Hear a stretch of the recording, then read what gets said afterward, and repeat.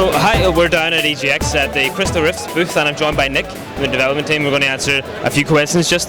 So first off, if you had to explain to someone at home, what would the elevator pitch be for Crystal Rift? It's like these retro dungeon crawler games like Eye of the Beholder and Dungeon Master and all those sort of things.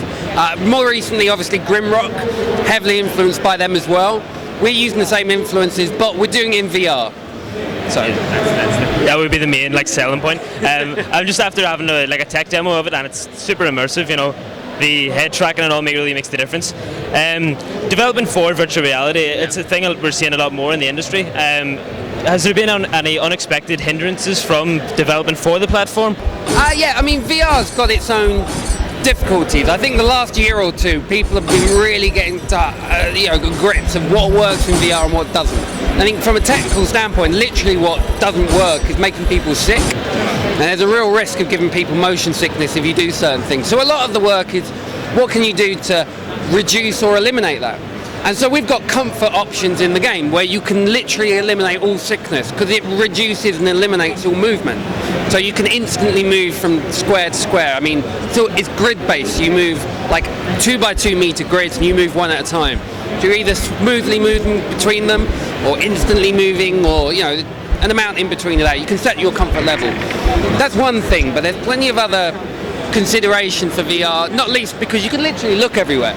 So being able to look up, being able to look down, you want to make sure the things you're looking at least look good or don't look bad when you're looking at them. Other things, you've got stereo depth. So when you're looking at a wall, in other games what they can do is use tricks to make things look 3D, even when they're not. So it might look like there's a brick wall with lots of bricks, and actually they're just using clever tricks. When you see that in 3D and stereo, you can tell it's flat though, so you have to make sure that everything looks 3D. You can see all the bricks, you can see all the detail, and all those sort of things are, graphically things you have to think about. And then, gameplay-wise, you got to think, again, people can look around everywhere. You're inside the world, you're not kind of looking at it, you've got the controls a certain way. There's a lot to consider. What came first though, the idea for Crystal Rift or the idea to develop a game for virtual reality? John started the game first, John Hibbins. So when I came to it, it already sort of had the core of the game there.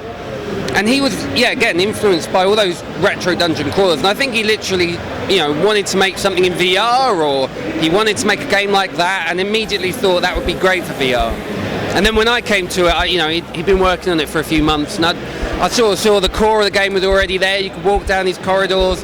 I tried it, and I was like, this works really well for VR. And I could see the potential for where it could go to be a really great VR game. So it's kind of like, I guess they came together. But, it works really well as a VR experience. It really does, yeah. I can speak for that myself now as well. And finally, do you have any plans to bring the game to consoles, maybe through Project Morpheus, Sony's, or PlayStation VR now that it's been renamed, or something like that after launch? Yeah, we're definitely doing PlayStation VR. Oh, very good. It's we've got the equipment to do it. We just got to do it. But the launch will be next year, and we should be ready for the launch of PlayStation VR. We'll probably look to go out on Xbox as well, in like a non-VR version.